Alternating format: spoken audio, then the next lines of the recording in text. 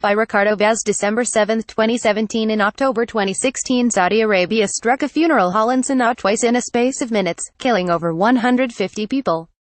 Almost 3 years have passed since Saudi Arabia announced it was intervening militarily, with its allies, in Yemen, to remove the Houthis, officially called Ansar Allah, from power after they had taken over the capital. Western analysts saw it as a bold move from recently empowered Deputy Crown Prince Mohammad bin Salman MbS. Weapons manufacturers and their political representatives were delighted. But what had been predicted as a swift military operation has turned into a humiliating stalemate.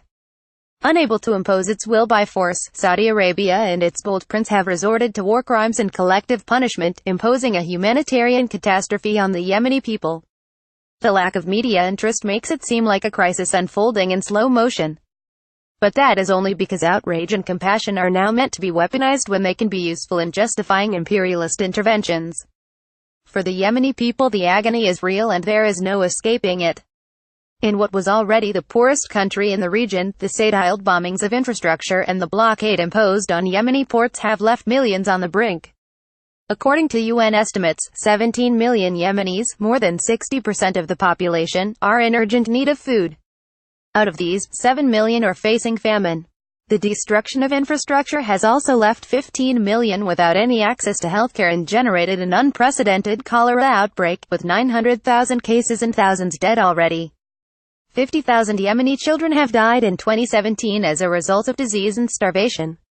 There is no hyperbole needed. This is a humanitarian disaster that is beyond words. Only it is not a natural catastrophe. More than something that is being allowed to happen, it is something that is being deliberately imposed on the Yemeni people. Western outrage and responsibility as the Syrian army moved to retake eastern Aleppo, a monumental PR campaign saw people who had never bothered before rise up from their Starbucks couches to proclaim that humanity had lost its ways. One day, hopefully, people will wonder how large swaths of Western public opinion were manipulated into working in a propaganda stunt to defend a city held by Al-Qaeda. 1 month earlier we were bombarded by the media about the siege of Madaya, where 40,000 people were being starved to death. Yet now, with an entire country on the brink of famine, the media silence is telling. 2 Style bombings and blockade of ports have created a humanitarian nightmare in Yemen, with millions threatened by famine. Anyone can voice their horror at a hospital being bombed in Syria. The issue here is not one of comparing tragedies and demanding proportional levels of outrage. The issue is that the West is directly responsible for the tragedy in Yemen. Western companies supply the weapons, Western military advisors are involved in the intelligence work and the selection of targets, U.S. airplanes are refueling Saudi and coalition jets as they carry out their savage bombings in Yemen. The supposed outrage is not connected to any concern for human rights, it is merely a foreign policy propaganda trick. And the main priority for people in the West should be to stop the crimes being committed, or abetted, by their own governments.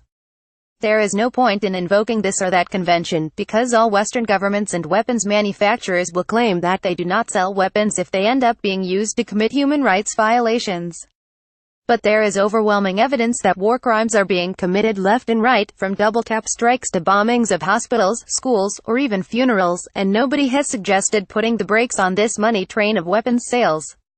Evidence of war crimes will be either ignored or, as British Foreign Secretary Boris Johnson suggested, left to the Saudis themselves to investigate. Some media outlets could even be mistaken for Saudi propaganda pieces. The media coverage of MBS is nothing less than fawning in outlets such as The Guardian, not to mention the ineffable Thomas Friedman. And Saudi officials always get to voice their positions and denials through Western outlets. One recurring example has a Saudi official denying that a given airstrike has been carried out by the Saudis, and the Western media are happy to publish this without reminding their readers that nobody else is flying over Yemen. It is as if wayward bombs just wander into Yemen. Even the United Nations has all but sidestepped its responsibilities. Its role is reduced to calling on Saudi Arabia to stop blocking the ports of a foreign country. The UN High Commissioner for Human Rights, a Western puppet par excellence, is his latest report, mentions the horrific suffering in Yemen. But while the usual suspects, North Korea, Venezuela, Iran, etc., had all sorts of claims, real, exaggerated or fabricated, amplified in the report, Saudi Arabia is not even named as responsible for the situation, only coalition airstrikes are mentioned. Brazilian cartoonist Carlos Littaf captures the war in Yemen. War, what is it good for? Articles no longer wonder what this war is even about, and why it continues. Impunity on the global stage usually comes hand in hand with indifference in the media. For one, beyond the lucrative weapons dealing, it is a matter of letting the Saudis do what they want. With trillions of dollars looming large in the near future, with major privatization plans in motion, including of Saudi Aramco, letting millions of unworthy victims die in Yemen is a small price to pay. The Saudi crown prince can throw a tantrum, launch a deadly war and kill millions in the process and get away with it because he is sitting on a giant pile of money. The "Iran is behind it" angle is not very convincing for anyone who can look at a map. Given that the Saudis and local allies control the Gulf of Aden, Iranian ships laden with weapons cannot exactly waltz all the way to northern Yemen and Sanaa. The same applies to the airspace, which is entirely controlled by the Saudis. So, while Iran may have managed to send some support and advisors, it is laughable to describe the Houthis as Iranian-controlled or even Iranian-backed. But as is often the case, bogeymen tend to have fantastical properties. In the beginning of the war, we often heard that the war was about restoring Yemen's legitimate, democratically elected government. Dozens of journalists wrote that the backward kingdom of Saudi Arabia was launching a war to restore democracy without sensing that something was off. The articles usually mentioned that Yemen was emerging from decades of dictatorship under Ali Abdullah Saleh.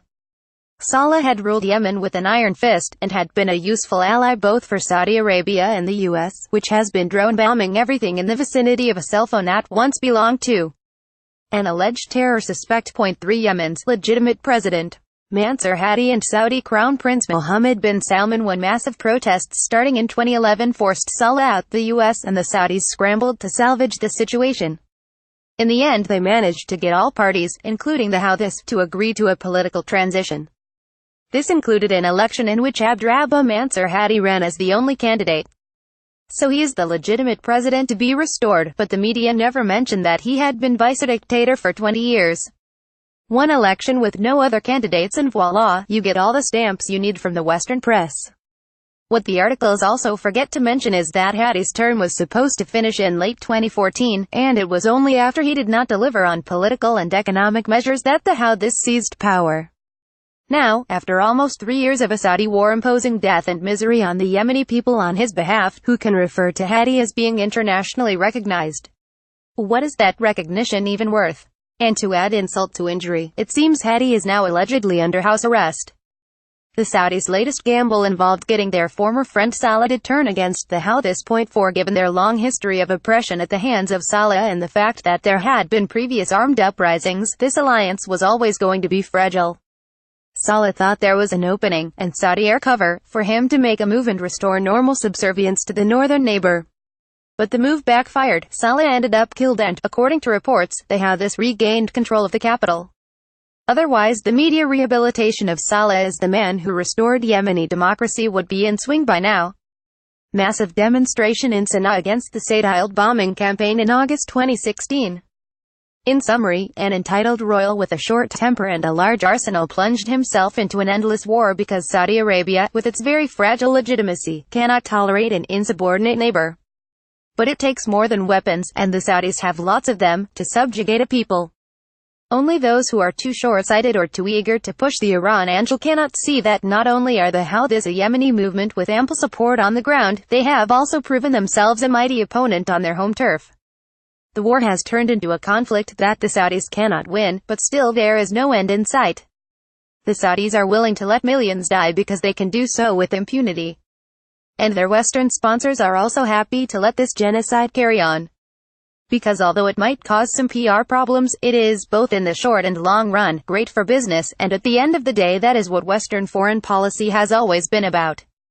First published in Investigation. Ricardo Vaz writes for Investigation. Read other articles by Ricardo.